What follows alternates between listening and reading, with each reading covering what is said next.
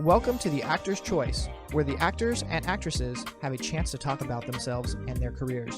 Join us now for the next hour as we explore the marvelous industry of acting by actors and actresses from today's exciting show business world. And now, direct from Hollywood, here's your host, Ron Brewington. Hi, everybody. I'm Ron Brewington, and welcome to The Actor's Choice. Roll it, Tony.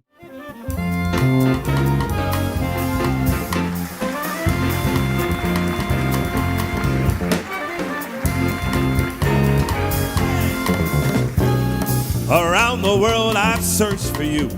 I've traveled on when hope was gone to keep a rendezvous. I know somewhere, sometime, somehow you'd look at me, I would see that. Ladies and gentlemen, my first guest today comes from Cleveland, Ohio. He's a former boy soprano, classically trained in bel canto, or beautiful singing in Italian. He's now a profound baritone vocalist. As you just saw, he's not what you call a singer. He's a singer. He's also an actor, a dancer, a recording artist, an author, and he also conducts interviews on a variety show. Ladies and gentlemen, please welcome Elijah Rock. Elijah, top of the day to you, brother. Hey, good to see you, man. It's good to be seen with you, and welcome to The Actor's Choice. My friend, you got a bunch of talent, and you know how to use it. Let's jump to 2016 when you did your first solo album. It was called Gershwin for My Soul. Tell us a little bit about that. Well, that was a beautiful project. I mean, you know, I was doing a show called Words by Ira Gershwin at the Colony Theater in Burbank. I was playing the role of the crooner, and we had the privilege of working with some of the greatest jazz musicians here with us today, who were playing the show, and they were our pit. And you know, Kevin Toney from Donald Byrd and the Blackbirds. I mean, you know, the great Kevin Toney, pianist and arranger. We had Terry Woolman on guitar, for example, and John B. Williams on bass, and Jacques Lejour, you know, on guitar as well. I mean, these guys are like locals here in Los Angeles who are just phenomenal artists. And to play with them every night was such a privilege. And so Kevin Toney, after working with him for a few months, he said, you know, Elijah, you really should consider stepping out, because I have been singing this music for so long and finding my voice. And he said, I think it's time for you to step out as a solo artist and record your first record. And so that's why the Gershwin record was the first record that I paid an homage to George and Ira Gershwin, because I had just been doing a show that was, you know, telling primarily Ira's story. So that's how I already knew some of their songs, but I had to sing, you know, deep dive into the crates of their songbook for the show. And so Kevin came up with some beautiful arrangements for me to sing on the album. And I see the album as a first great, like a good first base hit in terms of learning how to record this particular style of music, and you know, and finding my way through these tunes in an artful way. Okay. I understand that you like to travel, even spending some time in the #1 city in America, known as New York, right? Yeah. Well, I lived in New York. I lived in Harlem for almost 10 years, and that's where I found my artist. Harlem, man, you say that, you bring back tears. I was born in Harlem Hospital and raised in Harlem. Oh man, I mean, 29th Street, 8th I love Harlem, man. It's just, I lived on 127th in Morningside. Yes. Where I got my equity card. It's where I started auditioning for regional theater, and that's where I started, you know, swinging with jazz musicians in New York City. So, you know, Ian Finkel, the great xylophone player, was one of my arrangers in New York, and that's when I recognized what needed to happen for me to have a well-rounded skill set to compete in entertainment. Because in New York, it's either you got the chops or you don't. Right.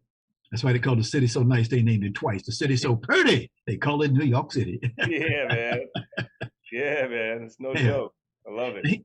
Here's a picture of the Elijah Rock official site. Take a look at that if you would. So tell us, explain that to us. What does that tell us about that? Well, that's the Elijah Rock Variety Show. Uh-huh. And during COVID, obviously we all had so much downtime. Yes. And so for me, I didn't let any grass grow under my feet. First thing I did is I wrote a book. And the second thing I did was I started a variety show. So in essence, a lot of my friends are in the entertainment business on all different levels, from in front of the camera, behind the camera, writers, for example, Antoine Fisher, his episode just released a few days ago, to also people in health and wellness, entrepreneurs, business.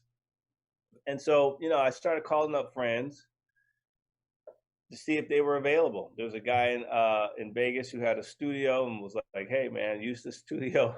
Mhm. I think he was like, "Because I know you'll find something to do with it."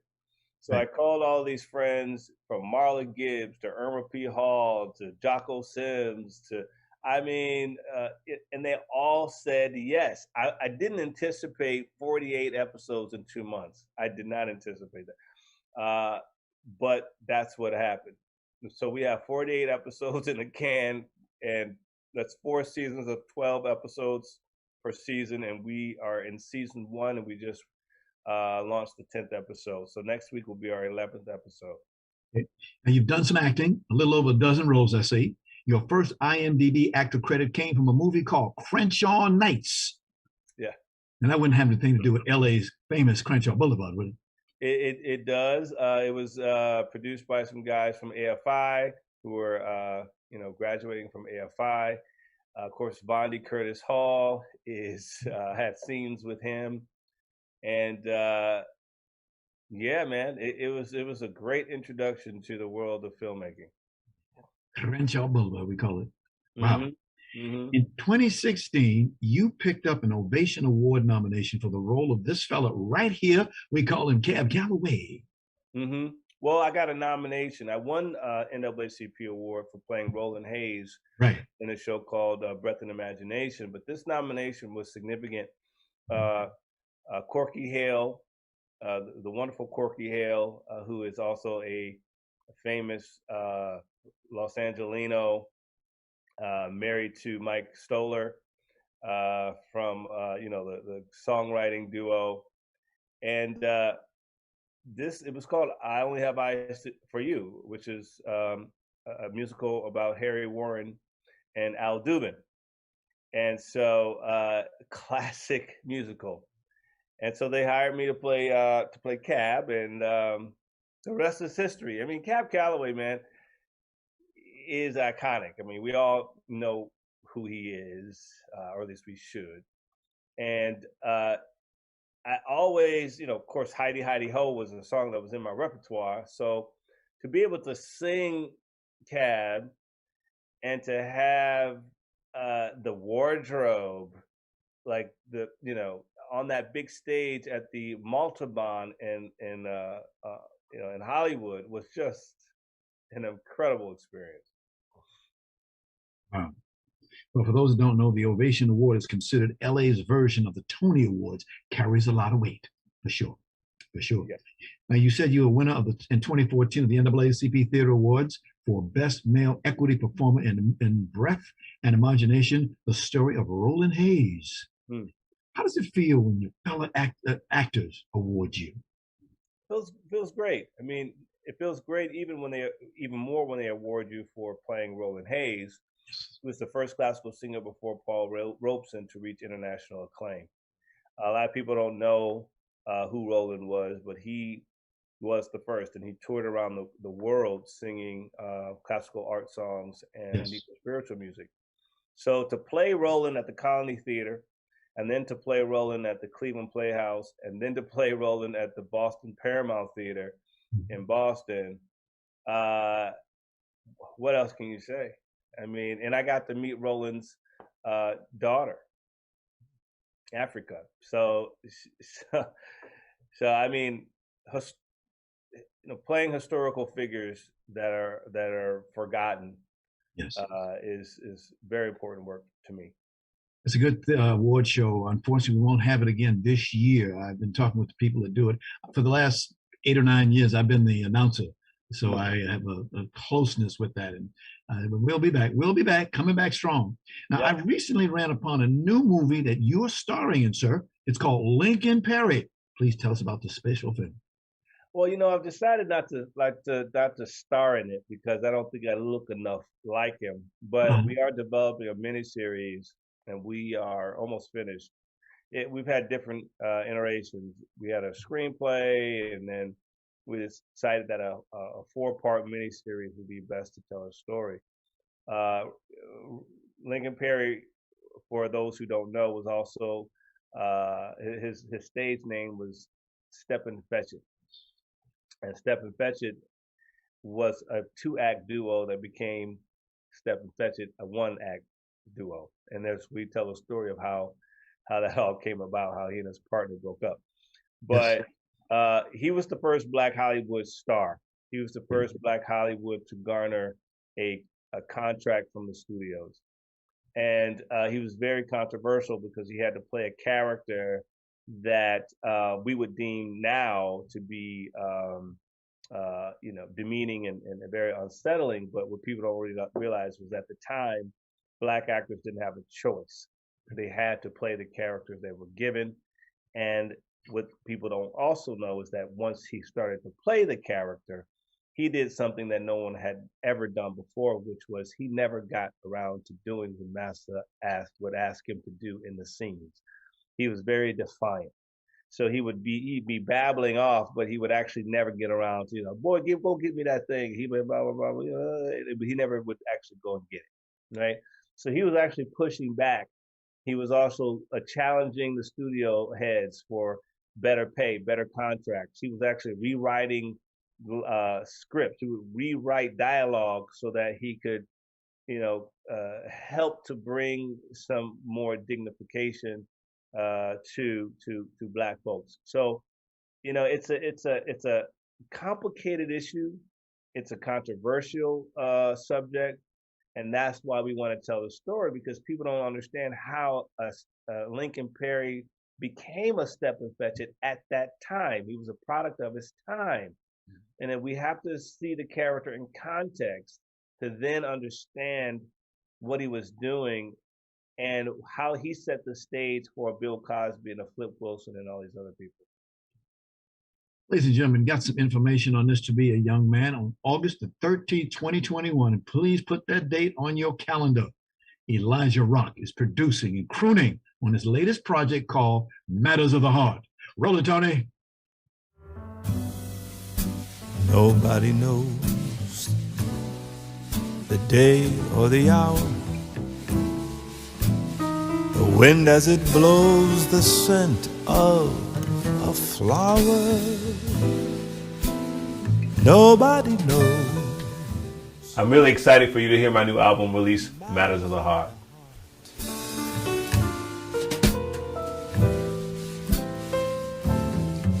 The lies, my regrets. Matters of the Heart is an original I wrote with Uli Geisendorfer, a wonderful arranger. And I wrote the song when I was in Thailand. I was shooting a music video and I was going through a break. Wow. Matters of the Heart. Yeah. Now, we just got a few more seconds, but you've got an upcoming show performance on California's Catalina Island. Can you please tell us about that, sir? Well, it's at Catalina Jazz Club in Hollywood. Uh-huh. So it's right here in LA. So okay. Fortunately or unfortunately, we don't get to go to the island, but we get to perform right at the LA's top jazz club, Catalina Jazz Bar and Grill. Uh-huh. Wednesday, I believe that's Wednesday the 18th. And it's going to be a fantastic show. I'm going to debut Matters of the Heart, and I'm just really excited about this album. Let me make sure. I think it's Wednesday. What is that Wednesday after the 13th? That's the. Sure, I'm not looking at the calendar. Okay, we'll post it, and then people feel like we'll post it. But yeah, I'm excited about that the album release show, because this is my sophomore record, so there's a lot of growth that's happened from the first one to now, and I'm excited about the legacy of the American songbook music. I mean, a lot of people, when they think American songbook, unfortunately, they tend to, outside of Nat King Cole, we tend to have a vision or image of, white men and women singing this music. But the reality is during the the Basie era and Ellington and Ella Fitzgerald and Arthur Price, Sammy, Johnny Hartman. There were so many, and way, so many African Americans that contributed to this music. And I believe that today, that this genre in particular needs to have a multicultural representation. Okay. Elijah, I sincerely wish to thank you for being here today, sir. I do come back again, and please give thanks to your publicist, a gentleman I've known for a long time, Tom Esty. Tom Esty, he's a great guy. Indeed. Ladies and gentlemen, Elijah Rock. Thank you. This is the Actor's Choice. I'm your host, Ron Brewington. Hey, folks, just want to let you know that the Actor's Choice indeed gets around. Now, this past Saturday, June 19th, the Latinx Gold Open presented a special screening for casting directors of a new movie called In the Heights. The event was hosted by Casting Society of America award-winning casting director Carla Houle, and the Actor's Choice was invited. Had a great time, ladies and gentlemen. Thank you so much. Finally, if you have a product, a service, or an upcoming event that you'd like to see advised on this program, please call 323-533-1036. That's 323-533-1036. Prices are very affordable. We thank you very much. This is the Actor's Choice. I'm Ron Brewington. Roll it, Tony.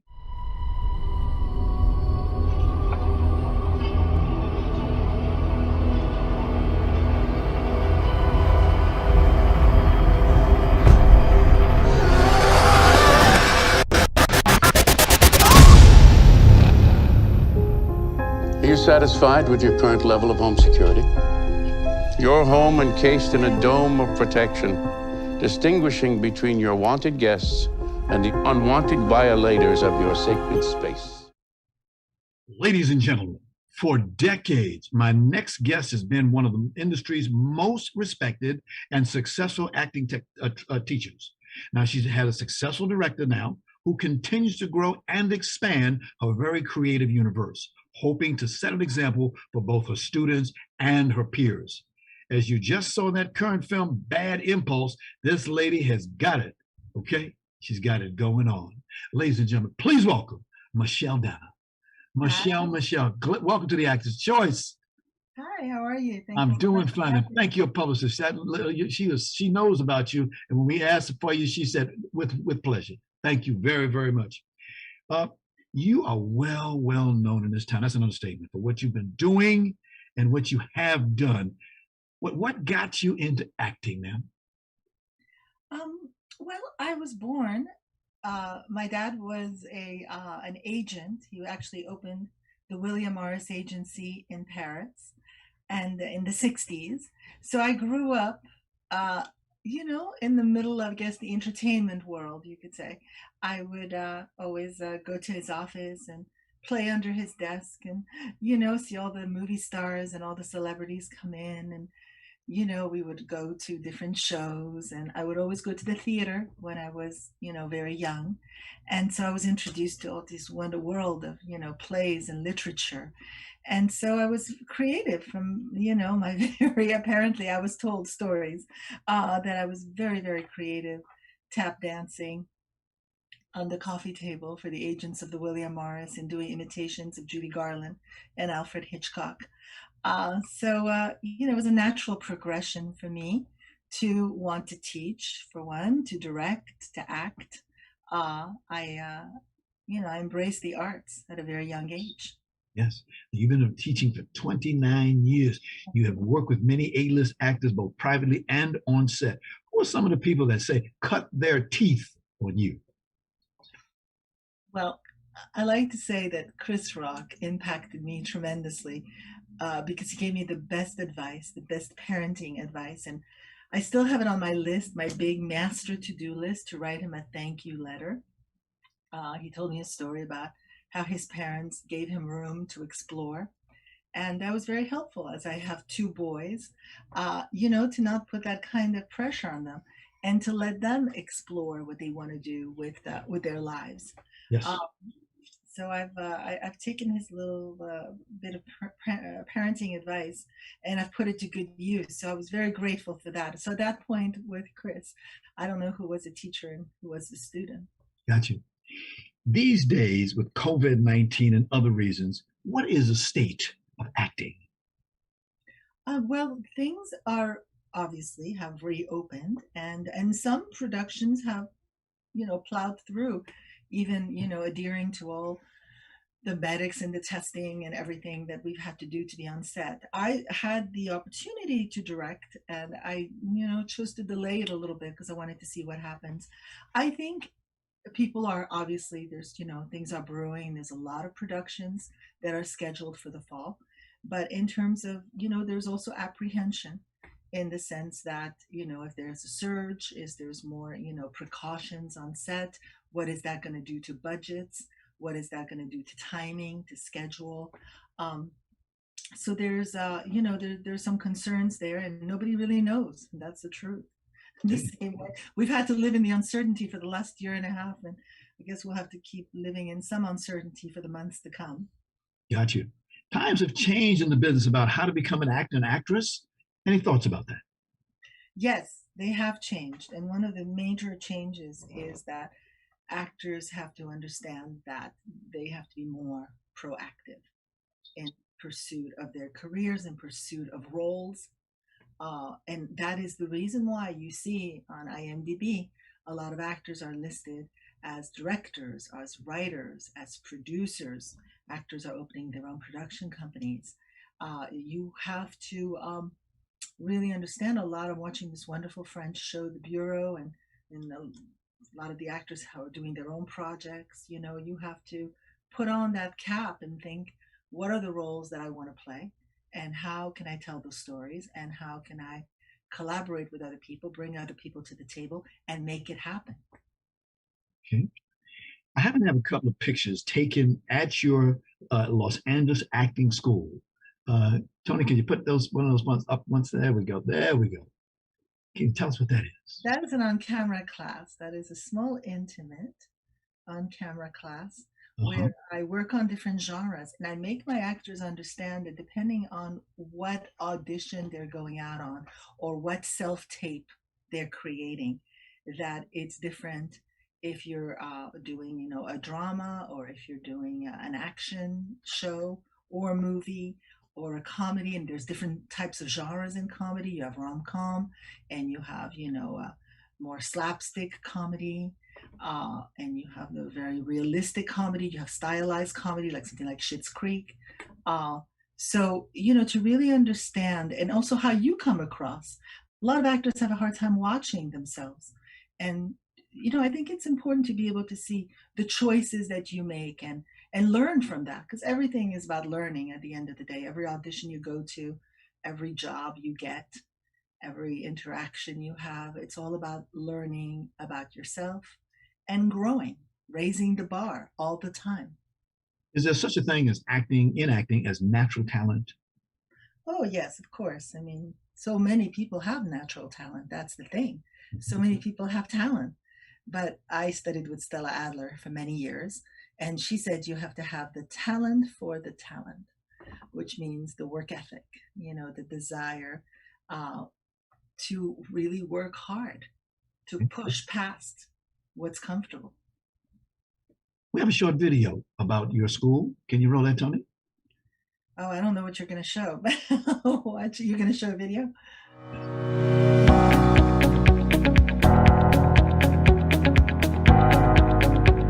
Hi, I'm Michelle Danner.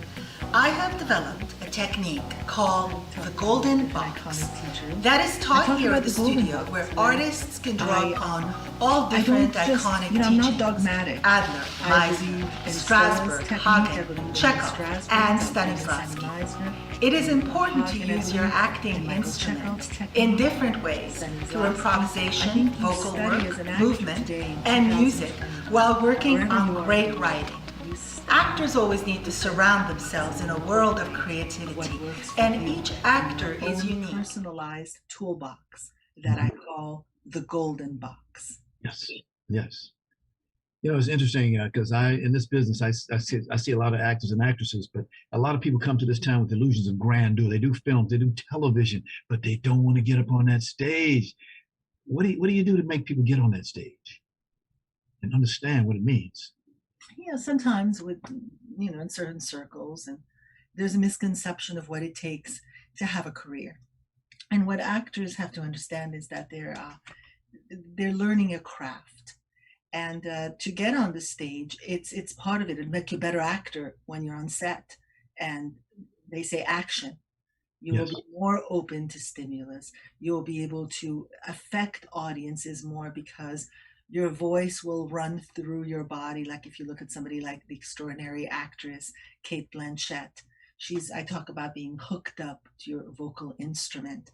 And she's very hooked up because she's worked on stage. I actually went to see her years ago at Streetcar Named Desire in Brooklyn. She's, she really understands that the craft, starts on the platform, and it's difficult to act on stage. But and of course, being in Hollywood, it's mostly about movies and about TV shows.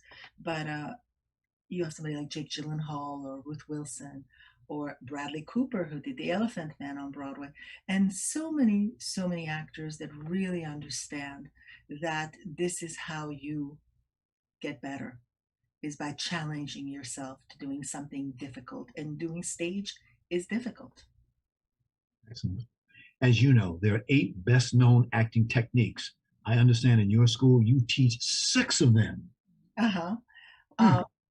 What are the other 2 that we don't teach? Let's see. Give me a moment. We teach You don't studies. let me see. You teach Chekhov, Hagen, Meisner, Stanislavski, and Strasberg. So you don't teach. Do you teach practical anesthetics and the Spolin technique? Oh, well, I love Viola Spolin. I love her, and actually, I've incorporated her games. We incorporate more. I mean, you haven't mentioned Mike Lee. I'm Yes. very inspired by the English director Mike Lee and all the exercises that he does in the rehearsal process Yes. he has with his actors. So we actually there's more than that, but yes, you can't teach everything, but absolutely those are the main techniques. But Viola Spolin is an extraordinary way to open yourself up as an actor and explore and use yourself in different ways. Okay. Please tell us about the Edgemar Center for the Arts.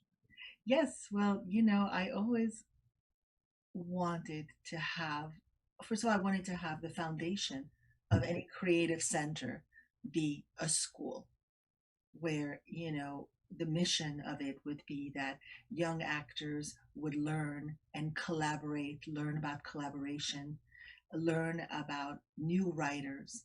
So we have given birth, at the center to many productions with new writers, things that are unique, that have never been done before.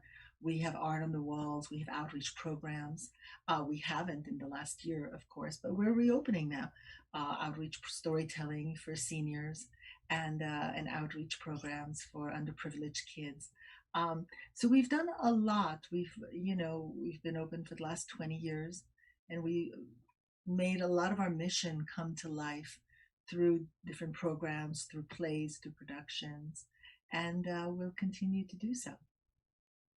Behind you is a picture for The Runner, which is your new movie that you got. Can you understand it's getting great reviews in film festivals around the globe? Yep. We're winning awards, and we're getting some early festival reviews that have been quite good, which of course makes me happy because we all worked very hard and took a chance on shooting it right before COVID. So I had, something to edit during this lockdown. But we were doing many film festivals, and one of them coming up now, which I'm going to get on a plane and go, is the Ischia Film Festival in Italy, which I'm super, super excited about. I've always wanted to go to Ischia. So this is my chance, one more to cross off the bucket list. I mean, the food is great over there. Yeah. Yeah, it's going to be really good. I'm really excited about it. And the movie will come out in the fall. We're talking to different distributors, but I was lucky enough to have a great cast. The lead kid was a student of mine that was in class that was, just extraordinarily talented and really working hard on his craft. And I happened to have this story that I had written. Then I got my friend, a screenwriter, to create the screenplay, but I wrote the treatment. And we asked some really wonderful actors, as you see behind me. There's I'm blocking her, but Elizabeth Rome and Eric Balfour and Najee Letter and Carrie Metters and Cameron Douglas, who does a really, really wonderful job as the lead detective, who goes after this kid, trying to get him to wire up to bring down the drug lord of the town. So it's an action thriller. People are seem to enjoy it. There's great acting in it, and I'm just happy that I had a chance to make it happen. We just happened to have a clip of the runner. Roll it, Tony. This morning was a favor. Do you have sound on it? Answering your cry for help. I got you on tape, Aiden Albers. You can either be tried as an adult, or we can wipe the slate clean. What do you want? Oh, just, everyone. You don't look like you're sleeping well. You look worn out. All right. I see that you've acted and directed over 30 plays in LA and New York. What's your favorite acting credit? Well, I probably would have to say it's The Rose Tattoo by Tennessee Williams. Yes. We ran for over a year in LA with a wonderful group of 20 actors and the actor Rob Estes, who was just wonderful in this Mangiacavallo. And, it's just one of those extraordinary experiences that you have and collaborating and growing with other actors and making come to life this beautiful, beautiful play that Tennessee Williams wrote that doesn't get done a lot. So we had the luck to get the rights. It hadn't been done when we did it. It hadn't been done in 18 years. And it hasn't been done since in LA. Michelle, I want to thank you for being here today. We really, really, really appreciate what you showed us today. My best to your publicist again, Lori DeWall. Thank you so much. Thank you. My pleasure. Ladies and gentlemen, Michelle Dannon. This is The Actor's Choice. I'm your host, Ron Brewington. Roll it, Tony. Great. Thank you.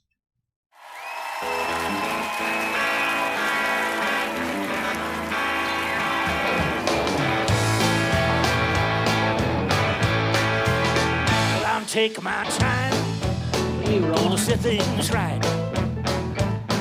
Gonna pick me up off the cold, cold ground. Take another shot at life. Gonna be the loose ends. Gonna be the bad friends that can put me down. Ladies and gentlemen, my next guest was born in Bozeman, Montana. He lived a colorful life on both sides of the Atlantic with years in the United States, England, Scotland, Ireland, and Sweden. But in 2018, this gentleman retired from active recording and touring. But guess what, folks? He's back. He's back, and he's here today. Ladies and gentlemen, please welcome composer, author, screenwriter, producer, poet, entertainer, Tom MacLear. Oh, geez, how do I follow that? Let's just look at the mirror. There's no problem at all. How you doing, Tom? Welcome to The Actor's Choice. Welcome to The Actor's Choice. Been dying to meet you. I got to ask this question because most people ask the question. Yeah. What made you retire from the business? Do you have about 2 hours, 3 hours? No, 2.5 hours, no problem. yeah. Well, just I think what I did was I wanted to wipe the slate clean because I had been doing this loop of music for about 30, 40 years, Yes. with whether it was rock or blues, or even did Celtic music. Then I was doing country. I was doing the Nashville Music Row thing for about 10 years. And it just was getting into the same loop, just turning out songs and playing the radio game of, songs being sold and so on. And so I just felt, with my background, my family being in theater and film and having been trained in light opera and stuff, I wanted just to try something different. And so I was always in touch with people in the film industry, having worked in that as well. I wrote a script about 20 years ago that was a musical originally intended for the stage, that caught the attention of Dennis Hopper at the time. This was around 2000, 2001. And it was a play on counterculture, meeting the new world. My huge influence that I've always boasted was Greenwich Village, the writers, the jazzers, the beat poets, the musical artists that came through there, as well as theater. And I felt that was one of the most unsung places in the United States. You guys talk about New York or LA or Nashville and New Orleans jazz, but I always felt the Village never really has gotten its homage, like a film dedicated to just that and everything that came out of it, so we created a musical for that. Things were coming along, rolling along. Dennis was in, then Dennis was out, Dennis. And God rest his soul, the movie went on the back burner. So I went back to my music. And, you just get tired of going on the road and recording CD after CD. And I just wanted to get something different in my life. So I brought back, we've created a development for this film again. Right. We've gotten some people pretty high up very interested in it. And can we hold on to that, because we're going to be asking a question about that in just a minute. Just want to absolutely speak this one in there. You and Jimmy Kimmel, you look like a great time on his we just showed. That was a blast. That was a blast. Yeah. And after you see him performing, I understand Kimmel said, quote, "You sing like an angel." Yeah. Well, I was a bit rusty. I was doing a lot of other work, but I had the opportunity to do that night. And of course, my dear buddies, the Cleto and the Cletones, Toshi on guitar and Jimmy Earl and Cleto Senior, they just made it very easy for me. So I had a wonderful time, and I thought, well, I think this is time. We do this gig, and let's move on. Let's try to do something else. Go back in your career. The year was 1997. You were involved in a project about renowned actor James Dean. It was called James Dean Race with Destiny. You were the composer, you did the soundtrack, and was part of the music. What stimulated you to do this project, sir? Well, I was working with Peter Gordon, Gordon Waller from Peter and Gordon, the English duo from the 60s, who did World Without Love and all these hits. Gordon was hired by Marty Rustum, who was producing this, and he had a slew of actors. He had Connie Stevens. This was Robert Misham's actual very last performance on film. And there was a little bit of a buzz of James Dean, a little thing. So they were making a movie. Gordon and I were approached, would you like to do the sound score for it?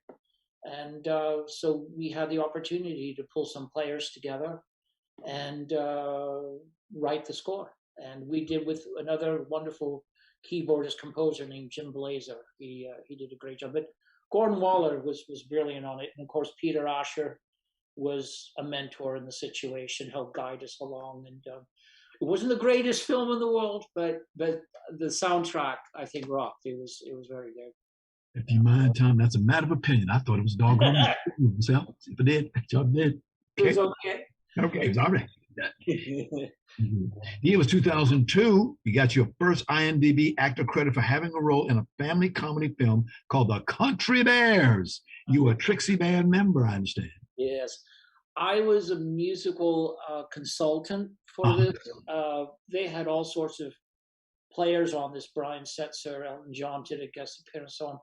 I was hired on to just advise about the art department as well as usage of music in certain parts of the film.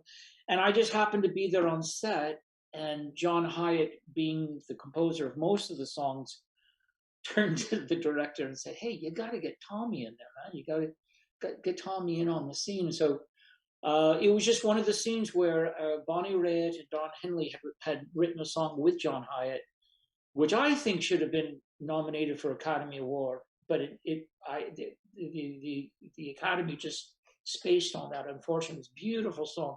So they just put me in there on the scene, and I guitarist.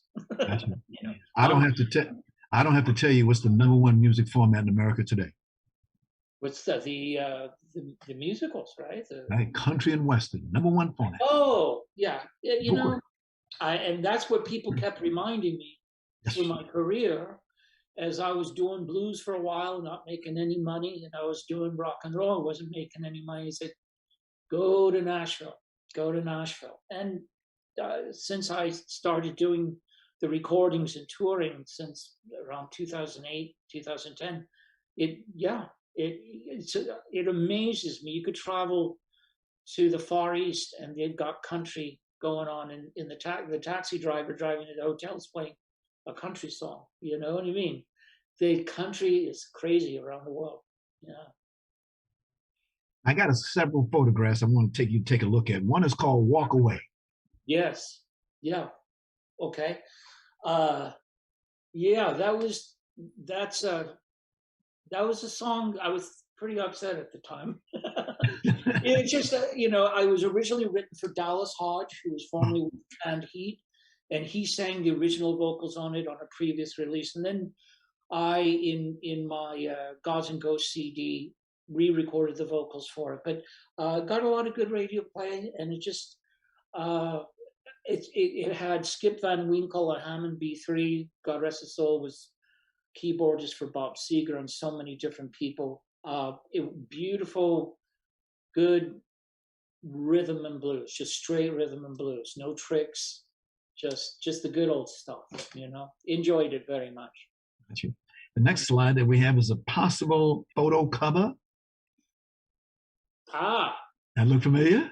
Yes, it does. It's up in the Grampian Mountains in Scotland, where I spent some time.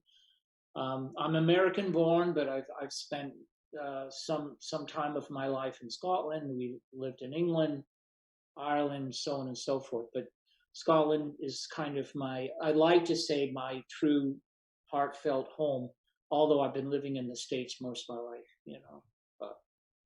Well, sir, you're back. I understand you have resurrected a film project that's been in development 20 years ago. Please tell me about that. Please. A long time. Yeah. Yeah. What really put a cap on it, there was 2 events. Unfortunately, Dennis's health started to fall, and he was under some financial woes.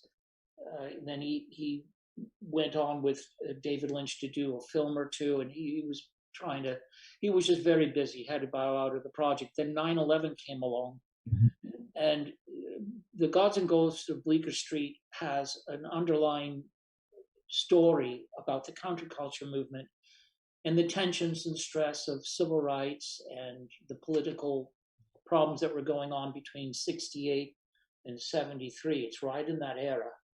And so it really wasn't a time to do, what they needed was patriotism. The movies right after 9/11, you didn't want to see a protest film. It's, just like the latest film, The Chicago 8, was out. That wouldn't, I don't think that if they released it right after 9/11, I don't think it would have, So we shelved it, and again, I went into my music. So, but now, I think with the political climate, of the things that have been going on sociologically, politically, racially, I think Gods and Ghosts of Bleecker Street, having contained all of, let's try to come anew as a humanity, a little bit more empathy, compassion. The musical, I think, lends itself to maybe surfacing now. It's funny.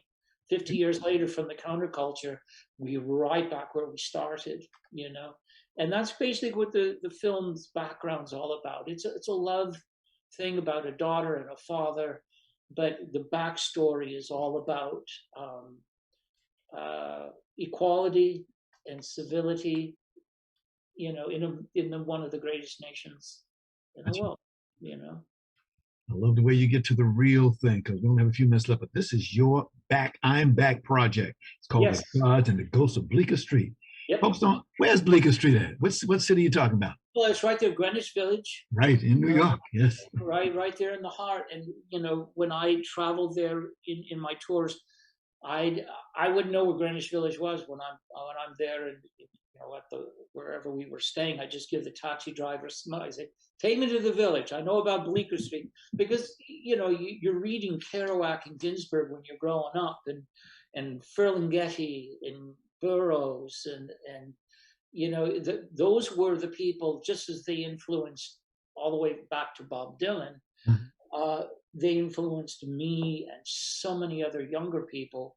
I just wanted to go there and feel the atmosphere, feel the mojo, walk into the 5 spots in the bitter end and see where Charlie Parker played and so on and so forth. So that I just fell in love with it. And so I had to write about it. I always wanted to write about it. And now there's a film that we're hopefully going to get some investors together. That's what we're looking for, the seed money, So we have some endorsements from some A-list actors I'm not supposed to talk about, but we're right there, just seed money time. Ladies and gentlemen, we just happen to have a clip of The Gods and Ghosts of Bleecker Street. Roll it, Tony. Yeah, sizzle. Pop sensation Chelsea Cullen, daughter of acclaimed novelist and activist Tony Cullen, has suddenly dropped out of the limelight. Miss Cullen's ongoing battles with drug and alcohol addiction have long been a concern. Her father mysteriously disappeared 25 years earlier. Now her fans are left asking, where is Chelsea Cullen? I can see you hiding there behind the thoughts. I was born and raised in New York City, so I remember the street. So you know about it, yeah. You also have a blues CD in the works with a special friend of yours. And when I hear your name, I have to mention this gentleman's name, Tony Renego. Oh, absolutely. Absolutely. Taj Mahal fan. He's quite essential. He actually is on several of the songs of the musical because they were taken straight from the last CD. Tony, you know him having played with Taj Mahal and Bonnie Raitt.